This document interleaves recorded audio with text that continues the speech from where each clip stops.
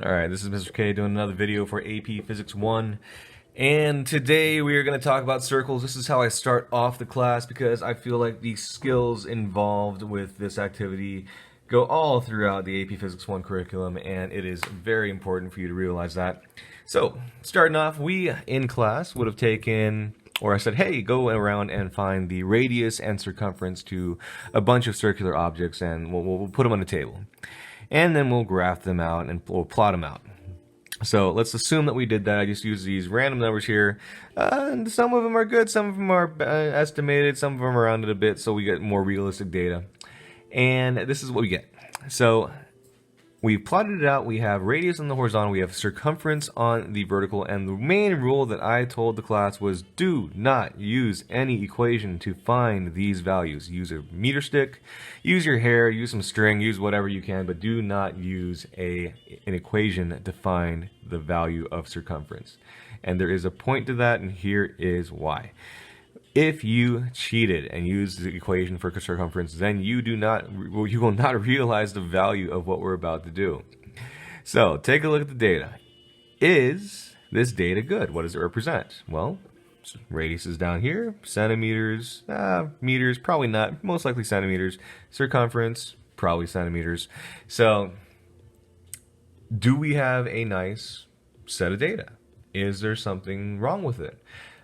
Just looking, that looks like an error, and it is an error. I purposely put that there so we can know that sometimes we will have outliers, especially when we look at the majority of the data. If our data in this case is going in a linear fashion, you see that kind of goes in a straight line, that is obviously going to be an outlier.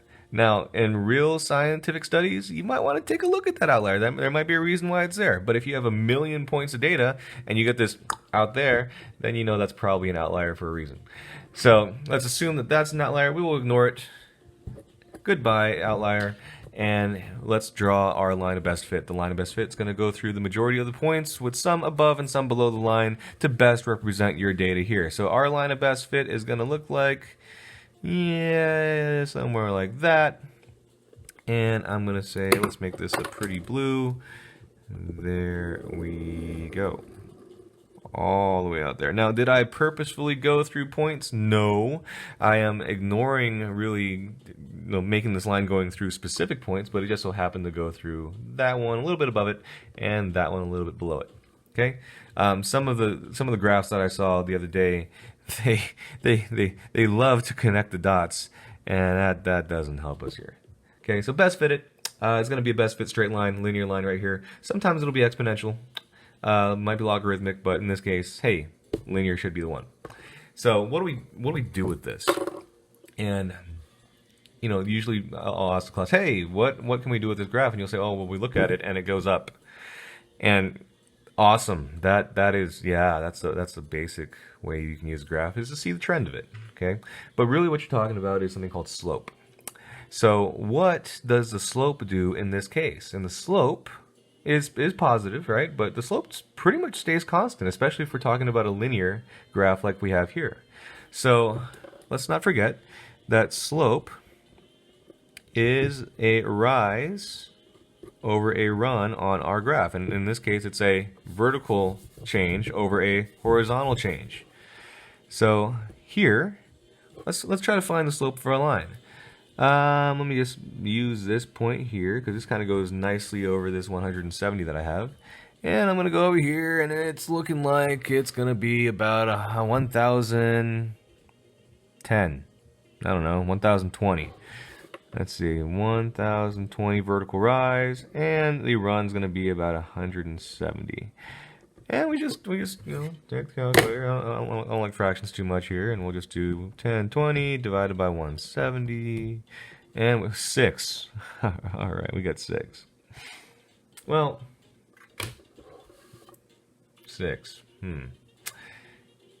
What does that mean? I don't know. 6 slope. Awesome. Well, let's delve a little deeper into that. What on this graph is the rise? Right, and some of you are going to say, well, you just said it was 1,020. Well, what I mean by that, what are we actually talking about here? We're talking about the circumference, right? The rise is a change in the circumference based upon a change of the radius. So the rise versus the run is actually going to be some circumference value divided by its associated radius value. Okay? And it turns out that, since this is a linear line, since it's constant of slope, that should equal 6 each and every time. No matter what point we chose along this blue line, we should get a value of 6 for the rate of change. Well, do a little algebra, and we see that the circumference is equal to 6 times r. Well, what does that really tell you? Exactly what it says. The circumference is about 6 times the radius all the time. Okay? Now we know it's a little bit more exact than that, and you already know the answer here, hopefully. But what is circumference? Circumference is 2 pi r, right? That is the circumference. Now, what is 2 pi? What is pi?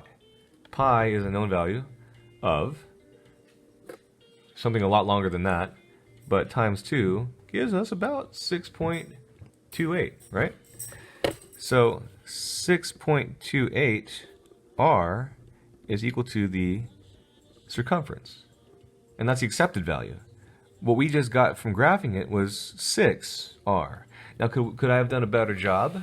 Could I have taken thousands upon thousands of more points? Could I have been more precise with these? Could I have not introduced my own error to make sure that we didn't come out to exactly 2 pi because I wanted you to see the point of, doing this? Yeah.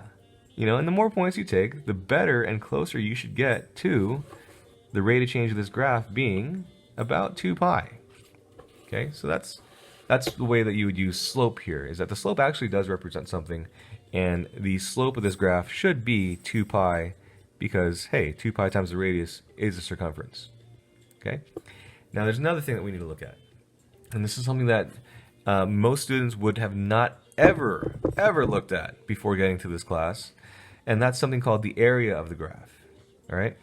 You're like, well, why the heck do we need to find area of a graph? We have the slope, we have these dots as they go up, and here's why. Let's just take a look. I'm going to go ahead and do a line right here.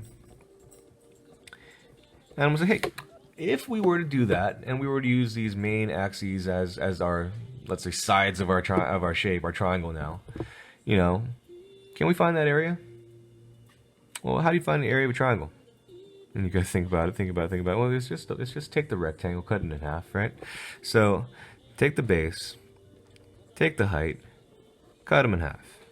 Okay, base times height divided by 2. What is the base here?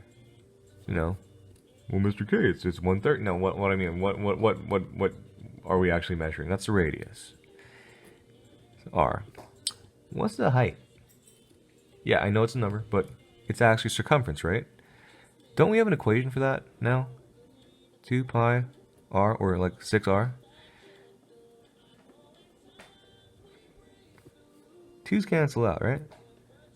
R times r is, pi's there, r squared. What is that? Okay? The area of this triangle, pi r squared, that's the area of a circle. And so really what we just did is we did a little bit of calculus, and in a way we took a circle and we cut it up into many, many small pieces. And this circle that is cut up into small pieces, kind of like that, I'm really not doing a good job of that, but think about an onion ring, like an onion with a bunch of onion rings. You take that small onion ring and you snip it and you stretch it out, and you get something that looks like this. Okay?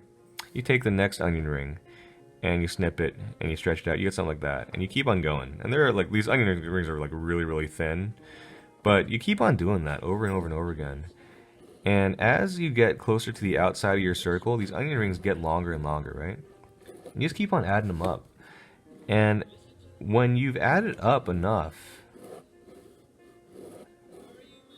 wouldn't they form something like a triangle? Yeah?